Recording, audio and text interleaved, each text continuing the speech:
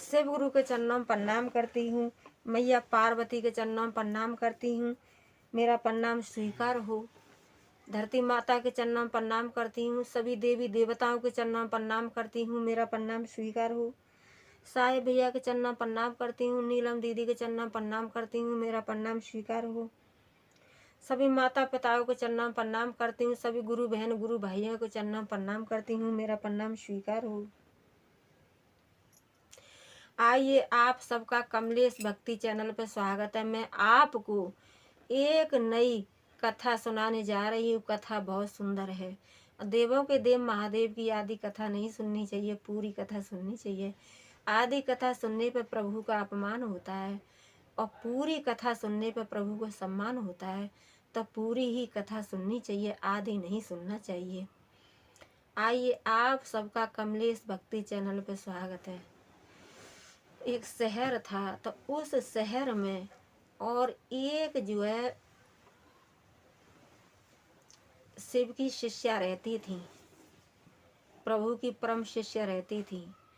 और उसी शहर में उसी गली में और एक बहुत घमंडी सेठानी रहती थी। तो जो वो गुरु बहन थी वो अपने पूजा पाठ करती थी और अपना 3 सूत्र का पालन करती थी। तो जो वो सेठानी थी, जब भी वो सेठानी कहती थी कि अरे भगवान क्या चीज़ है भगवान, तो भगवान को बहुत समझती हो और पत्थर की मूर्ति है, तुम पत्थर की मूर्ति पे इतना विश्वास करती हो, तो प्रभु प्रभु कहती हो, कहाँ है? तो वो सेठानी थी, उसको सभी देवी देवताओं से बहुत नफरत करती थी और सभी गरीबों से बहुत नफरत करती थी। उसे कोई देवी देवता, कोई मनुष्य, कोई गरीब, उसको सबसे नफरत थी। तो उसके पास में 2 बेटा, एक बेटी और एक बेटा था। 2 बच्चे थे और उसके पास में सब कुछ था। तो गुरु बहन थी, तो उनका तो एक नियम था कि रोज का अपना पूजा पाठ करना, 3 सूत्र का पालन करना और प्रभु के दर्शन करना, प्रभु का नाम लेना। तो वो सेठानी थी, वो हमेशा यही कहती थी कि कहाँ है भगवान?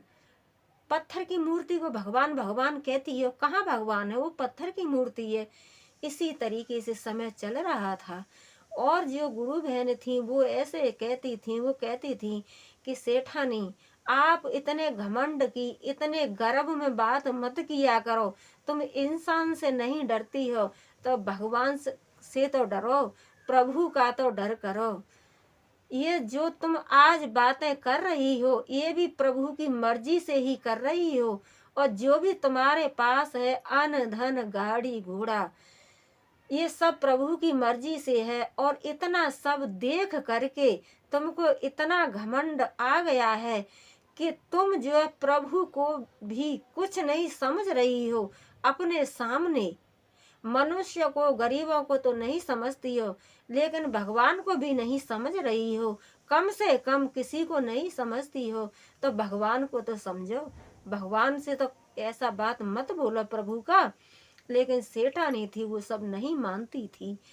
तो बेटा था, तो बेटा के लिए सोचती थी कि मेरा बेटा जिस दिन बड़ा होगा, मैं तो, मेरे पास तो इतनी बड़ी कोठी है, इतना बंगला है, गाड़ी है, घोड़ा है, सब कुछ है मेरे पास।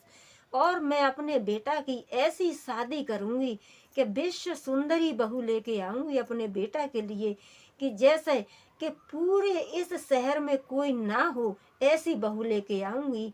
तब कोई भी आता था तो वो ये बात सबसे कहती थी कि कोई मेरे बेटा का रिश्ता करवाए तो मैं ऐसे घर से रिश्ता करूंगी कि मेरी बहू एक विश्व सुंदरी होनी चाहिए। तो एक दिन और भोले बाबा अपना एक साधु का रूप रखे और बगल में झोली लटकाए, झोली लटका करके और उसी के घर पे आए और आ करके कहने लगे प्रणाम। तो सेठानी कहने लगी प्रणाम। तो सेठानी कहने लगी कि आप कौन हैं? तो वो कहने लगे, प्रभु कहने लगे कि हम तो तुम्हारे कुलह पुरोहित हैं, हम तो तुम्हारे घर सदियों से आते हैं। तो वो सेठानी कहने लगी कि आप जो है हमारे सदियों से आते हो, हमारे कुल पुरोहित हैं, तो हमारे बेटे की और बढ़िया से घर से शादी कराइए और बढ़िया सी लड़की से शादी कराइए, ऐसी शादी कराइए कि एक मेरे घर में विश्व सुंदरी बहू आए जैसी इस शहर में और किसी की बहू ना हो। तो वो तो प्रभु थे, प्रभु तो परीक्षा ले रही थे, प्रभु तो देख ही रहे थे कि तू कितनी बड़ी घमंडी है कि तू भगवान को भी कभी प्रणाम नहीं करती है, भगवान से भी नफरत करती है और भगवान से भी कहती है कि पत्थर की मूर्ति पे तुम विश्वास करती हो। तब प्रभु तो सब कुछ परीक्षा ले ही रहे थे। तो प्रभु कहने लगे कि हाँ बेटी तो है, मैं शादी तो करवा दूंगा, पर बेटी बहुत गरीब की बेटी है, लेकिन बेटी बहुत सुंदर है, बेटी बहुत सुंदर है। तो कहने लगी, सेठानी कहने लगी कि हाँ पुरोहित जी, और तुम जो उसी बेटी को हमको दिखा दो और हम उसी बेटी के साथ अपने बेटे की शादी कर लेंगे, बेटी तो सुंदर है ना। तो वो कहने लगे, प्रभु कहने लगे, साधु का भेष बना करके आए, रूप रख के। तो प्रभु कहने लगे कि उसके पास देने लेने के लिए कुछ भी नहीं है, लेकिन लड़की बहुत सुंदर है। तो वो जो लड़की थी वो भी एक शिव की शिष्या थी, वो भी एक परम भक्त थी, लड़की थी। तो जो गुरुजी उन्होंने बताया ब्राह्मण जी ने, तो वहीं पे पहुंची तो लड़की को देखा, तो लड़की को देख करके एकदम खुश हो गई, खुश हो गई और कहने लगी कि हाँ मुझे ऐसी ही अपने घर में विश्व सुंदरी बहू चाहिए। तो सारा कुछ कच्चा पक्का हो गया। तो बेटे को लेके, बारात लेके, बेटे को लेके घर वहाँ गई, उसी लड़की के साथ शादी करने के लिए गई। तो वहाँ पर कहने लगी कि मैं अपने हाथों से और बहू के हाथ में कंगन मैं पहनाऊंगी, ये मेरा पुश्तैनी कंगन है। और जो है मेरे यहाँ एक ये रीत है कि जब बेटे की शादी होती है तो सास ही बहू के हाथ में कंगन डालती है, ये कंगन मेरे पुश्तैनी है।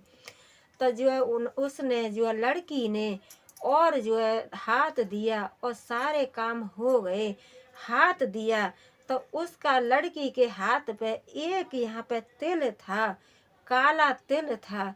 तो वही जब उसने सेठानी ने तिल देखा तो वो जो उसने वहाँ पे और बेटा को ले करके आने लगी, भागने लगी और तरह तरह की बेचारे गरीब को बात सुनाने लगी। तो वो बेटी थी, वो भी एक परम भक्त थी, तो वो भी अपने प्रभु से कहने लगी। और बेचारा गरीब था, तो गरीब ने भी अपने सर का सापा उतार के और उस सेठानी के पैरों में डाल दिया। और गरीब बेचारा कहने लगा कि आप ऐसो मत करो, मेरी बेटी को दाग लग जाएगा। क्यों कि एक तो हम धन से गरीब हैं और ऊपर से आप मेरी बेटी को इस तरीके से शादी के जोड़ा में छोड़ करके जा रही हो, अपने बेटे को लेके जा रही हो, तो मेरी बेटी को दाग लग जाएगा, मेरी बेटी की कोई भी शादी नहीं करेगा। इसी तरीके से दोनों बेटी और पिता अपन सेठानी के पैर पकड़ लिए और रो रो करके सेठानी से कहने लगे, लेकिन घमंडी सेठानी को और कोई तरस नहीं आया। घमंडी सेठानी तो अपने बेटे को ले करके और घर चली आई और वो दोनों पिता और बेटी अपने प्रभु से प्रार्थना करते रहे और कहते रहे कि हे प्रभु, हे देवों के देव महादेव, हे मेरे प्रभु, ये आपने क्या किया। तो कुछ दिन उसके पास भी एक बेटी थी। तो कुछ दिन बाद और वही जो पहले थे प्रभु, वही प्रभु दोबारा से फिर गए झोली टांग करके और प्रणाम किया। प्रणाम करके उसके घर में गए तो कहने लगी कि कुलह पुरोहित जी, हमें एक बढ़िया सा लड़का बताओ, हमें अपनी बेटी की शादी करनी है। तो वो कहने लगे, कुलह पुरोहित जी तो थे नहीं, प्रभु ही थे। तो प्रभु अपना दूसरा भेष रख करके गए। तो प्रभु जी कहने लगे कि हाँ, तुम्हारी लड़की के लिए तो मैं इतना बढ़िया घर बताऊंगा, इतना बर बताऊंगा कि लड़का एक पटवारी है और उसके पास धन का तो कोई कमी ही नहीं है, और तुम्हारी बेटी नोटों में रहेगी, नोटों से खेलेगी। तो घमंडी सेठानी को और क्या चाहिए? घमंडी सेठानी को तो वही चाहिए था। वही जो गरीब उन्होंने प्रभु ने कुलह प्रोत जी ने वही बता दिया। तो उस सेठानी, घमंडी सेठानी बड़ी खुश हुई कि हाँ, कुलह प्रोत जी, मुझे ऐसा ही लड़का चाहिए कि मेरी लड़की राज्य करे और पैसों से खिले, और मेरा दामाद कोई ऊंची सीढ़ी पर नौकरी करता हो, तो मैं ऐसे के ही साथ शादी करूंगी। तो कुलह प्रोत जी वो कहने लगे कि हाँ, चलो तुम कच्चा पक्का कर लो और शादी की बातें करो, और मैं इस रास्ता को तुम्हारा पक्का कराऊंगा। तो ये सारी बातें कच्ची पक्की हो गईं, और जब शादी का दिन आया तो बारात लेकर के लड़की वाला पहुंचा। लड़के वाला लड़की के घर पर सेठानी, घमंडी सेठानी के घर पहुंचा लड़का बारात लेकर के। तो देखो प्रभु तो फिर जैसे ही और भामर का नंबर आया तो प्रभु कहते हैं कि प्रभु का कहना है कि अगर आज के युग में तो बदले हैं, तुम इज्जत दोगे तो तुम्हें इज्जत मिलेगी, बेइज्जती करोगे तो तुम्हारी भी बेइज्जती होगी, और किसी को धन इस हाथ से दोगे तो तुम्हारे इस हाथ में आएगा, किसी को तुम प्रणाम करोगे तो वो तुम्हें भी प्रणाम करेगा। आज के युग में तो हर चीज का एक बदला है। तो जो घमंडी सेठानी थी, तो जो प्रभु थे, तो उनके तो दिमाग में सारा कुछ चल ही रहा था। वो तो सोच ही रहे थे कि हे घमंडी सेठानी, मैंने न तेरा घमंड तोड़ा तो कौन तेरे घमंड को तोड़ सकता है।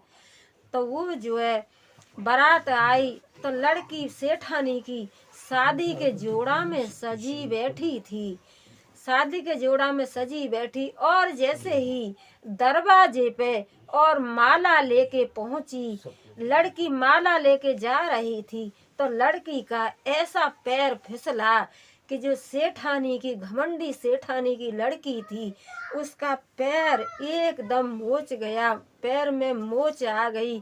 तो लंगड़ाने लगी, पैर से लंगड़ाने लगी। तो प्रभु ही तो सारा कुछ ये दृश्य करा रहे थे, और प्रभु ही ये दृश्य देख भी रहे, और प्रभु ही करा रहे थे ये दृश्य। तो घमंडी की सेठानी की लड़की एक पांव से लंगड़ाने लगी। तो जैसे ही और लड़की माला डालने के लिए आई, तो वो लड़का था, वो कहने लगा कि ये लड़की तो आपकी लंगड़ी है, इस मैं लंगड़ी का क्या करूँगा। तो लड़के का जो पिता था वो भी अपने बेटे को लेके भाग गया। तो सेठानी की लड़की भी सेठानी के घर पर रह गई। तो सेठानी अपने रोने लगी और हाथ जोड़ने लगी कि ऐसा मत कीजिए, मेरी लड़की को दाग लगा करके मत जाइए, ऐसा मत कीजिए। तो प्रभु ही हैं, प्रभु तो अंतर्यामी है, प्रभु की माया कोई नहीं समझ सकता है। तो प्रभु तो वहाँ पर थे ही, प्रभु तो सारा दृश्य करा भी रहे और दृश्य देख भी रहे।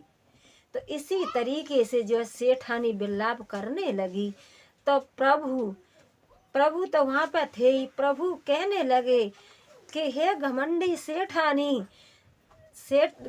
सेठानी, आज तुझे कितना दर्द हुआ है कि जब तेरी बेटी शादी के जोड़ा में और तेरे घर पे रह गई, तो तुझे कितना कष्ट हुआ, क्यों रो रही है। और उस गरीब की बेटी को तू और उसके हाथ पे एक तिल देखी थी, उसी तिल की वजह से और तू अपने बेटा को लेके गरीब की बेइज्जती करके तू चली आई।